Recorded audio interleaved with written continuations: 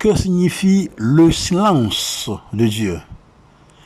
Que signifie le silence de Dieu? Que signifie vraiment le silence de Dieu? Découvrons-le. Découvrons-le. Shalom, bonjour. Comment ça va bien là? Prions le Seigneur. Dieu notre Père, nous te remercions en ce moment où nous sommes ensemble. Merci beaucoup pour l'audience que tu me donnes toujours. Merci beaucoup pour leurs familles respectives, pour leur boulot respectif. Merci beaucoup pour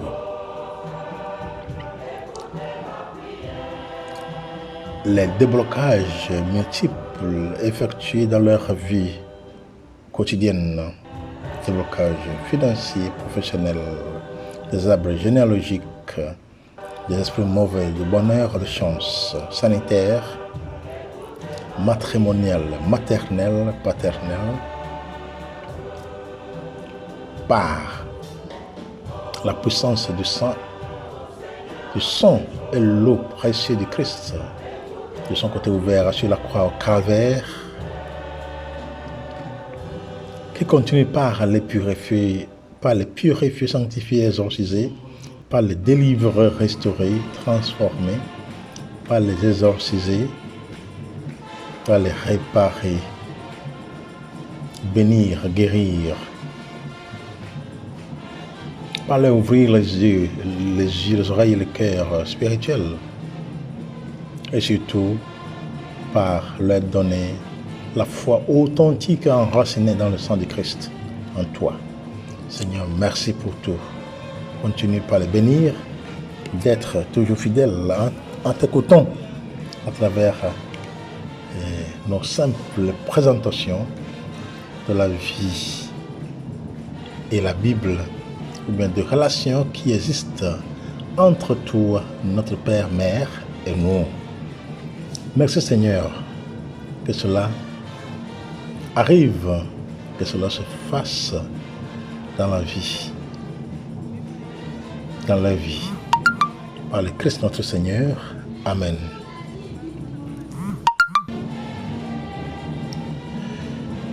Et voilà, et nous sommes là pour pouvoir continuer avec nos réflexions, toujours qui est le dialogue entre, mais cette relation qui existe entre Dieu et nous, étant ses enfants. Aujourd'hui, nous allons parler du silence. Silence, on a beaucoup lu, on a beaucoup vu, même dans beaucoup de réseaux qui nous ont parlé de ce que c'est que silence et son importance, ainsi de suite. Mais nous allons voir autrement comment cela sera présenté ici, selon ce qui m'est révélé quand je priais. Donc, on va voir ce qui se passe, ce qui va se passer dans cette séance sur silence. Silence, c'est vraiment bon. C'est un bon instrument pour pouvoir gagner beaucoup de choses. Au lieu de parler en l'air, on garde le silence. Pour moi, personnellement, si je veux définir ce que c'est que le silence, c'est l'absence du bruit. Personnellement, je peux définir le silence comme l'absence du bruit, ou bien l'absence des bruits. C'est ça. Parce qu'il n'y a pas le bruit, donc il y a silence. Mais lorsqu'il y a silence, tout se calme. Mais lorsqu'il y a du bruit, il n'y a rien, on ne peut rien percevoir. Oui. Bien que le silence dont on parle, peut-être ce n'est même pas silence en tant que tel, qui est extérieur, qui est externe, mais silence qui est dans le cœur, dans l'âme. Vous voyez, dans le sens vulgaire, dans le dictionnaire, le silence, c'est le fait de ne pas parler. C'est un état, c'est une attitude d'une personne qui reste sans parler. Bien, de l'autre côté, disons, d'autre part, le silence, c'est le fait de ne pas exprimer, de ne pas divulguer ce qui est secret. C'est-à-dire attitude, état d'une personne toujours qui ne s'exprime pas. C'est ça le silence. Et le silence a beaucoup de bonnes choses quand nous voulons parler de silence. Mais d'abord, avant de parler de silence, nous ne sommes pas nos propres créateurs, ou bien nous ne sommes pas notre propre créateur. Donc, il faut se référer d'abord à Dieu. Le silence de Dieu, donc un murmure dans l'âme, voyez, non? Un murmure dans l'âme. C'est parlant, c'est parler du silence de Dieu. Le silence est souvent le lieu où Dieu nous attend pour que nous soyons capables de l'écouter, lui, plutôt que d'entendre le bruit de notre propre voix. C'est ça. Donc quand nous parlons du silence de Dieu, eh bien, un murmure dans l'âme qui est le silence de Dieu. Donc ce silence est souvent le lieu où Dieu nous attend pour que nous soyons capables de l'écouter, lui, plutôt que d'entendre le bruit de notre propre voix. Voilà.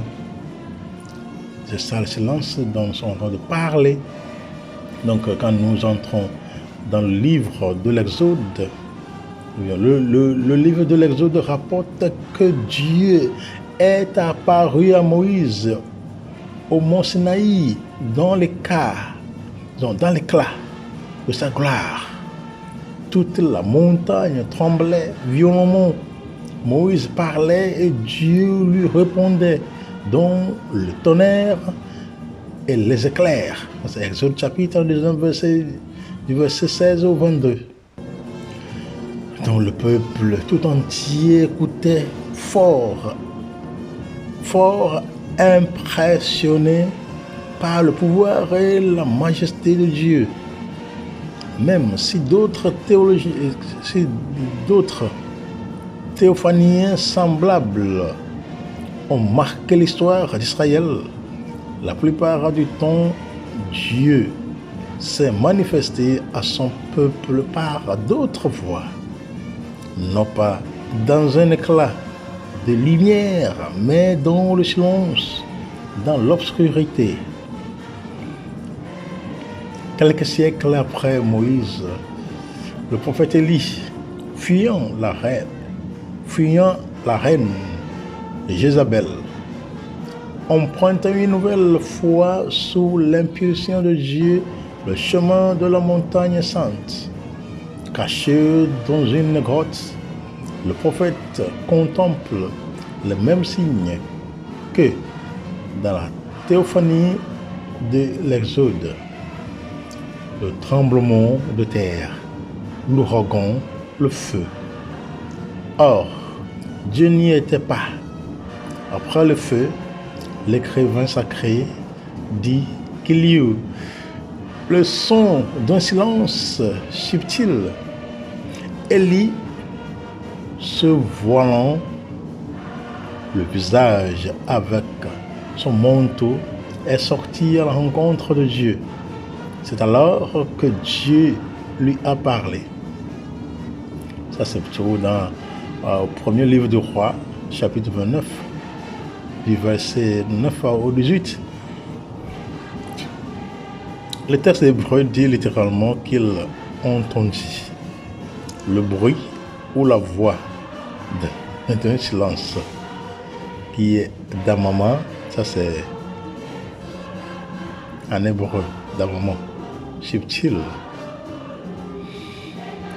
Donc la difficulté à saisir la difficulté à saisir la proximité de Dieu, spécialement dans les situations difficiles de la vie, est une expérience commune aux croyants et aux non-croyants, même si elle prend des formes diverses chez les uns et les autres.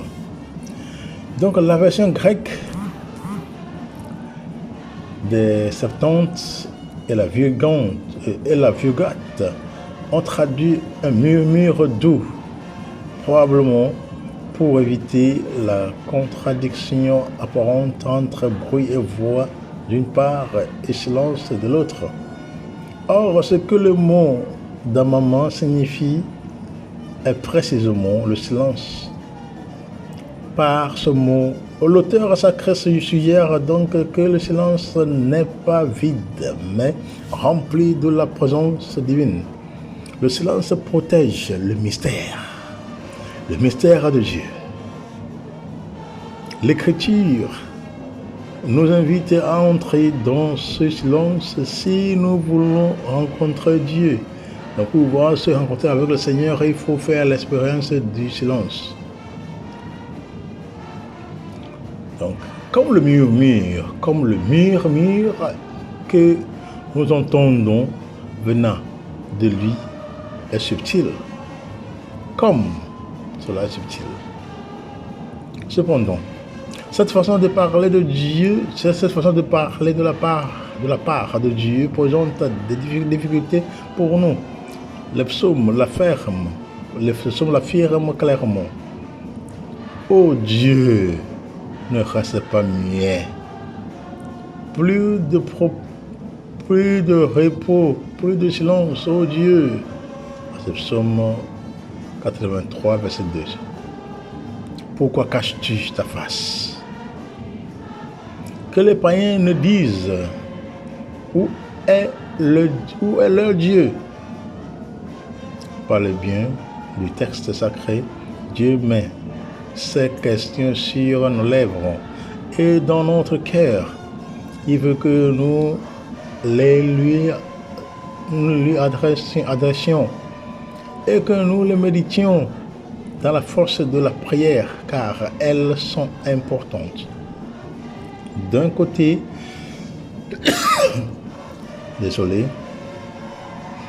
elles concernent directement la voie par laquelle il se révèle habituellement. Sa logique, elle nous aide à chercher son visage. Elles nous apprennent à écouter sa voix. De l'autre, il montre que la difficulté à saisir la proximité de Dieu, spécialement dans les situations difficiles de la vie, est une expérience commune aux croyants et aux non-croyants, même si elle prend des formes diverses chez les uns et les autres. La foi est donc la vie. La foi et la vie de la grâce ne rendent pas Dieu évident. Le croyant peut exprimer lui aussi l'absence apparente de Dieu. C'est ça.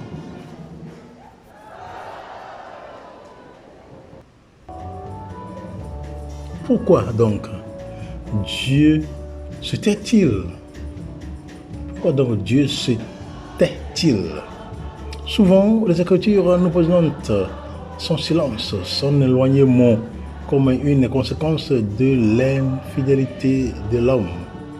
C'est ainsi qu'il le dit dans le Deutéronome.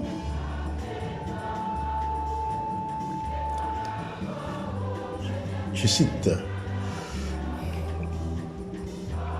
ce peuple est sur le point de se prostituer en suivant des dieux du pays étranger où il va pénétrer.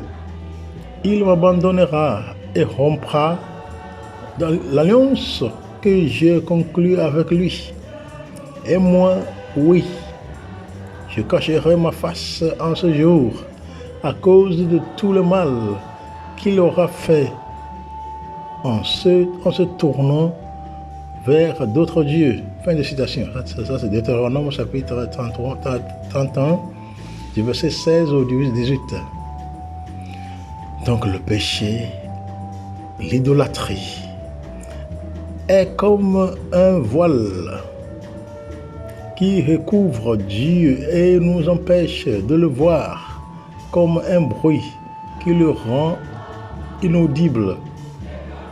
Dieu attend alors avec patience derrière cet écran que nous interposons entre lui et nous, en guettant le moment opportun de venir à notre rencontre. Je n'aurai plus pour vous un visage sévère, car je suis miséricordieux. C'est Jérémie chapitre 3, verset 12. Donc, Dieu ne se fait pas. Dieu ne se tait pas. Dieu ne se tait donc pas. C'est plutôt nous qui l'empêchons de parler ou qui ne l'écoutons pas. Parce qu'il y a trop de bruit dans notre vie. Il n'existe pas seulement la surdité physique qui isole l'homme en grande partie de la vie sociale. Il existe également un affaiblissement de la capacité auditive à l'égard de Dieu, dont nous souffrons particulièrement à notre époque. Tout simplement, nous n'arrivons plus à l'entendre. Trop de fréquences différentes parasitent nos oreilles. Ce que l'on dit de lui nous semble très scientifique et ne semble plus adapté à notre temps. Avec l'affaiblissement de la capacité auditive ou même la surdité à l'égard de Dieu, nous perdons naturellement également notre capacité de parler avec lui ou à lui. De cette façon-là, et toutefois, nous perdons une perception décisive. Nos sens intérieurs courent le danger de s'éteindre. Avec la disparition de cette perception, l'étendue de notre rapport avec la réalité en général est également limitée de façon drastique et dangereuse. On doit faire attention. Cela dit, parfois, il ne s'agit pas de la surdité humaine à l'égard de Dieu. On dirait plutôt que Dieu n'écoute pas, qu'il demeure passif. Le livre de Job, par exemple, montre que les prières du juste dans l'adversité peuvent rester quelque temps sans réponse de sa part. Comme nous dit Job chapitre 26 verset 14, nous n'en saisissons qu'un faible écho. L'expérience quotidienne de tous montre aussi à quel point le besoin de recevoir un mot ou une aide de Dieu se trouve comme en suspens. La miséricorde de Dieu, dont les Écritures et la catéchèse chrétienne parlent tant, peut être difficile à percevoir pour celui qui traverse des circonstances douloureuses, marquées par la maladie ou l'injustice, dans lesquelles même ses prières semblent n'obtenir aucune réponse. Pourquoi Dieu n'écoute-t-il pas? Pourquoi, s'il est un père, ne me vient-il pas en aide alors qu'il pourrait le faire?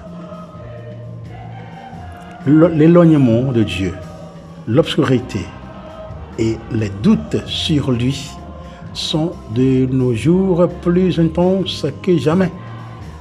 Même nous, qui nous efforçons d'être de bons croyants, nous avons souvent la sensation qu'en réalité Dieu nous a échappé des mains.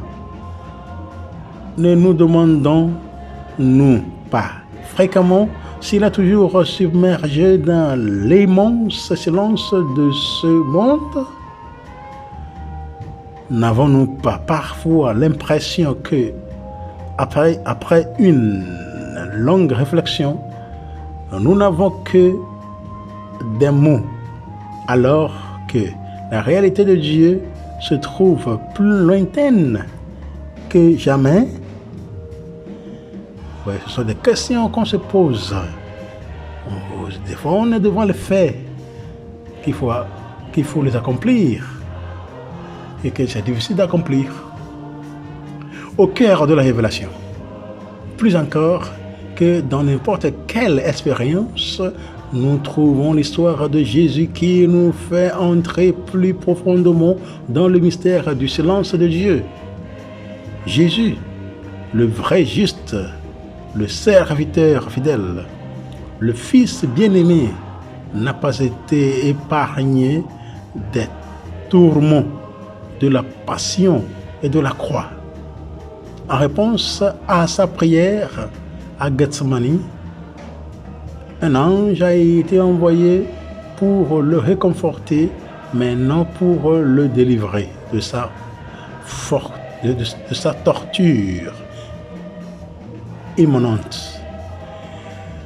Nous sommes aussi surpris, non pour le délivrer de sa torture. Nous sommes aussi surpris par le fait que Jésus a repris sur la croix quelques mots du psaume du psaume 22. Mon Dieu, pourquoi m'as-tu abandonné? Insoucieux de me sauver, malgré les mots que je rugis. Voyez que celui qui n'a pas connu le péché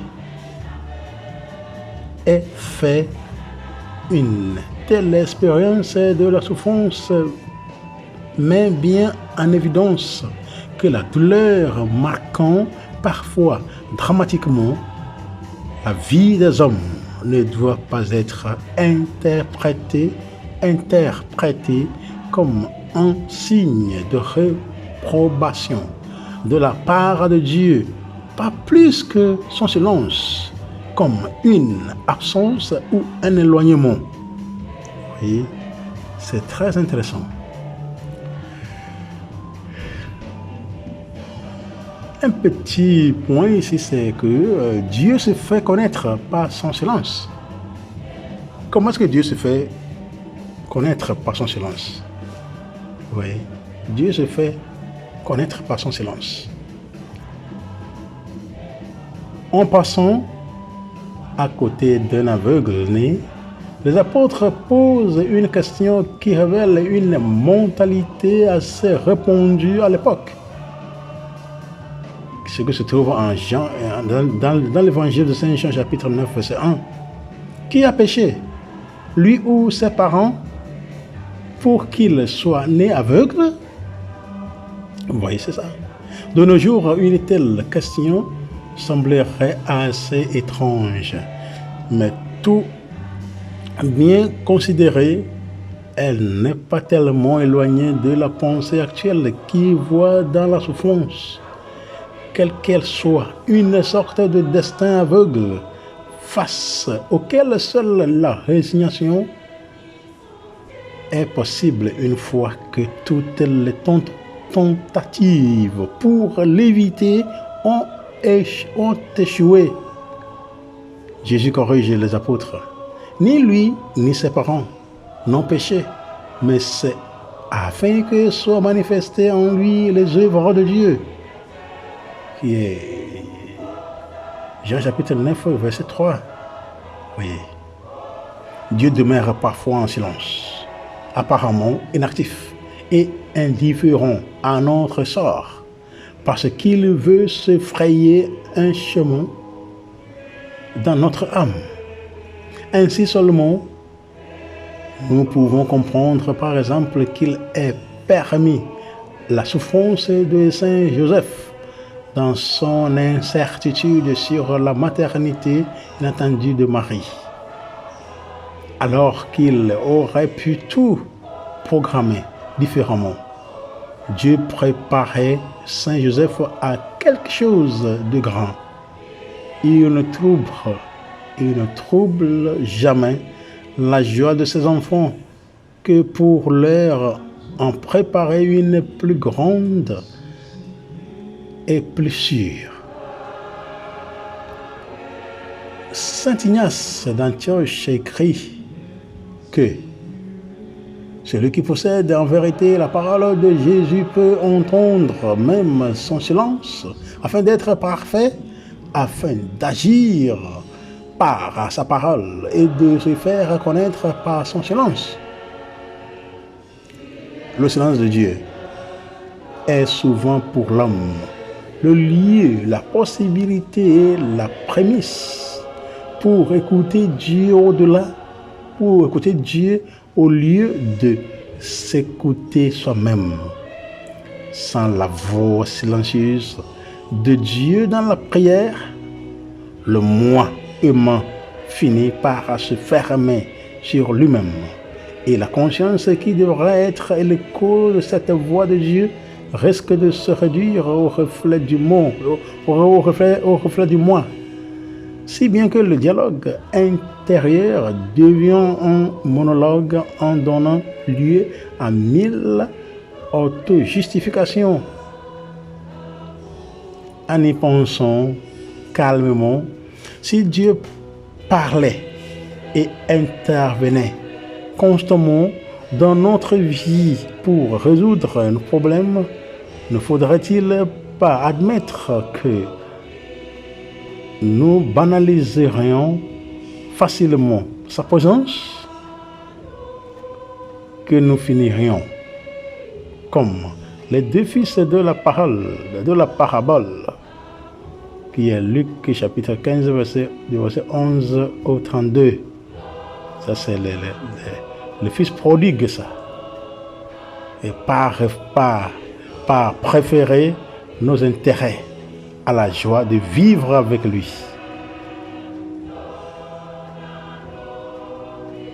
Le silence est capable de creuser un espace intérieur au plus profond de nous-mêmes pour y faire habiter Dieu, pour que sa parole demeure en nous, pour que l'amour pour lui s'enracine dans notre esprit et notre cœur et anime notre vie.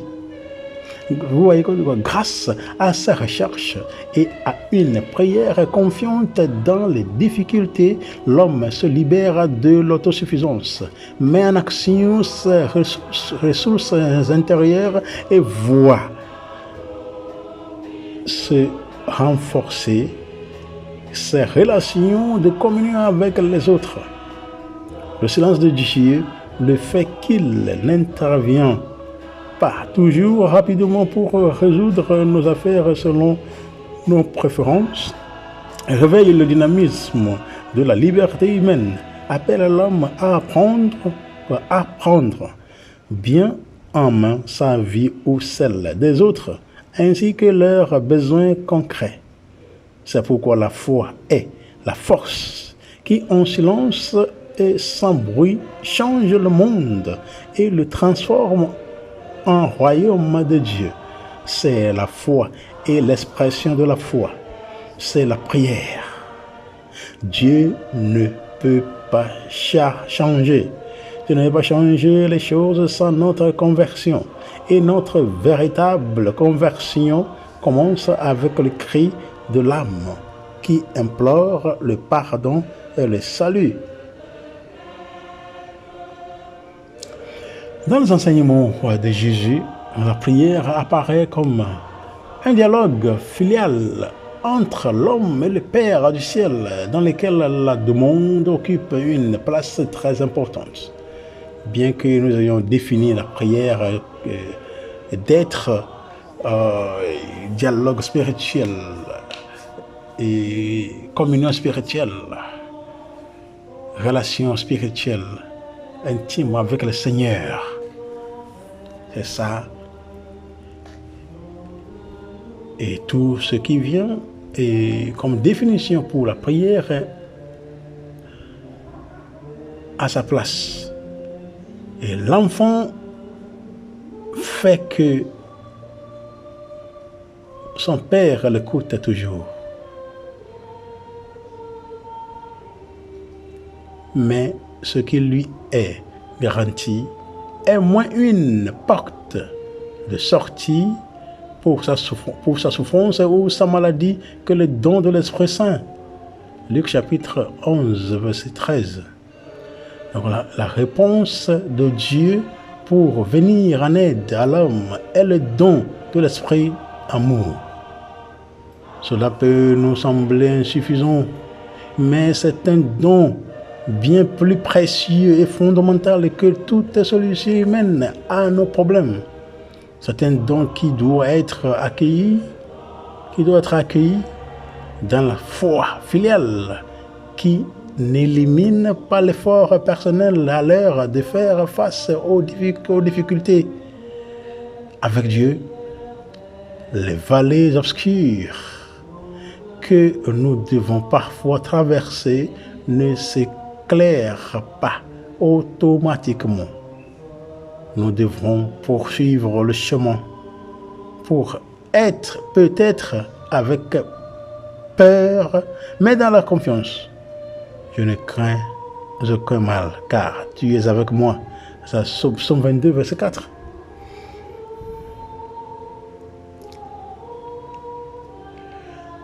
Les modalités de l'action de Dieu éveillent la détermination et la confiance en l'homme, peuvent se connaître à la façon dont il s'est révélé dans l'histoire.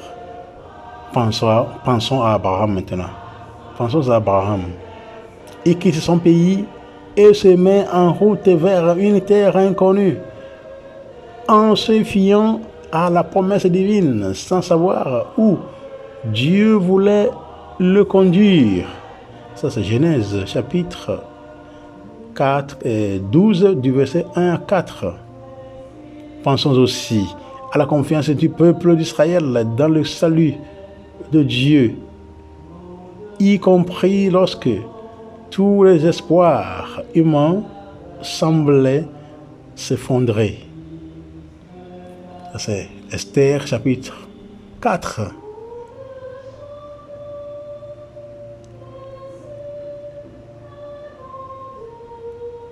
Ou à la fuite sereine de la Sainte Famille en Égypte. Matthieu chapitre 2, verset 13 au 15. Lorsque Dieu semble se soumettre au caprice d'un roi télé. En ce sens, se figurait que la foi était plus facile pour les témoins de la vie de Jésus ne correspond pas à la réalité, étant donné qu'eux aussi ont dû prendre la décision sérieuse de croire ou de ne pas croire en lui, de reconnaître en lui la présence et l'action de Dieu. De nombreux passages du Nouveau Testament montrent clairement qu'une telle décision n'était pas évidente.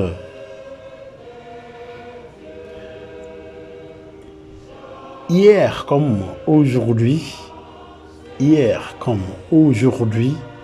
même si la révélation de Dieu offre d'authentiques signes de crédibilité, le voile de l'inaccessibilité de Dieu ne se lève pas complètement et ces silences continuent de défier l'homme. L'existence humaine est un chemin de foi et en tant que tel avance davantage dans l'ombre que dans la lumière, non sans moments d'obscurité, mais également d'intenses ténèbres. Tant que nous nous trouvons ici-bas, notre relation avec Dieu a lieu davantage dans l'écoute que dans la vision.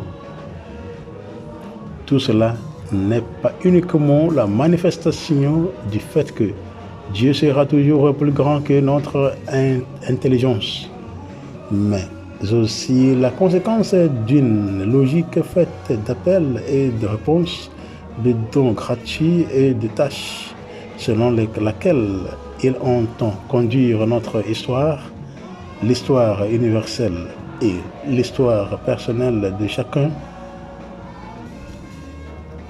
Au bout du compte, un lien réciproque existe entre la façon dont Dieu se révèle et la liberté de l'homme, créé à son image.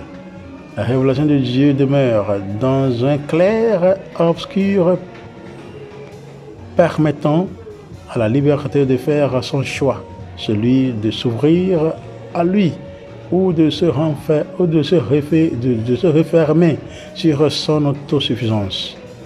Dieu est un roi avec un cœur de chair comme le nôtre, l'auteur de l'univers et de chacune de ces créatures qui n'impose pas sa domination mais mondit un peu d'amour en nous montrant en silence les plaies de ses mains.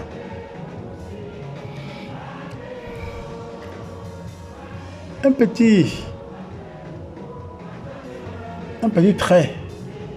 trait, l'ombre du silence. Parlons un peu de l'ombre du silence. Dans sa prière sur la croix, mon Dieu, pourquoi m'as-tu abandonné? Pourquoi m'as-tu abandonné? Matthieu chapitre 27, verset 46.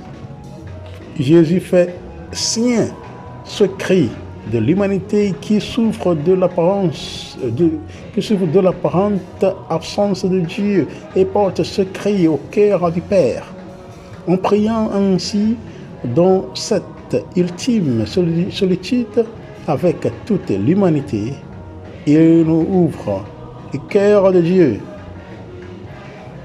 En effet, après les lamentations, le psaume avec lequel Jésus adresse sa clameur au Père ouvre la voie à un horizon d'espérance.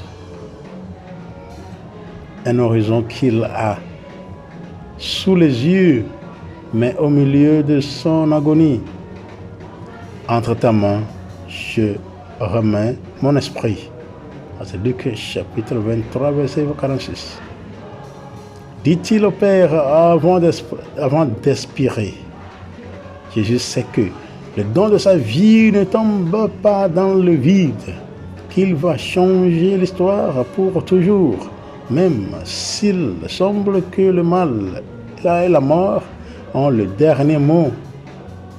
Son silence sur la croix l'emporte sur les cris de ceux qui le condamnent. Voici que j'ai fait toutes choses nouvelles. Apocalypse de Saint Jean chapitre 21 verset 5.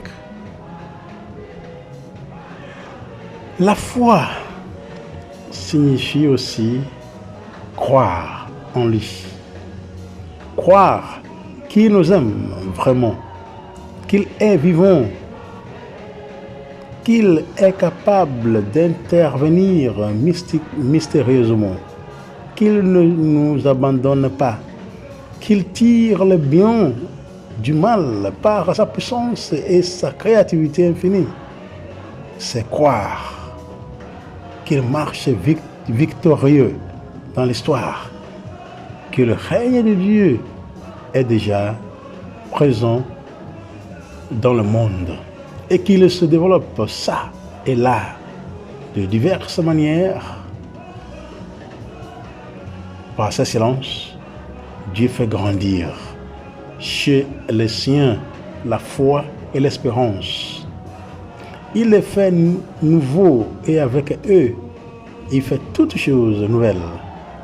Il revient donc à chacun et à chacune de répondre au doux silence de Dieu par un silence actif, par un silence attentif, un silence qui écoute afin de découvrir la façon mystérieuse dont le Seigneur agit dans notre cœur et quelle est l'ombre qui est le style de l'Esprit Saint pour couvrir notre mystère. Cette ombre en nous dans notre vie s'appelle le silence. Le silence est précisément l'ombre qui couvre le mystère de notre relation avec le Seigneur, de notre sainteté et de nos péchés.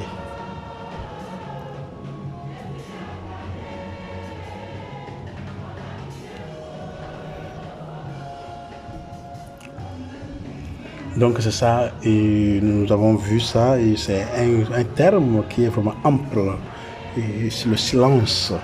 Mais ce que nous venons de voir maintenant, c'est le silence, de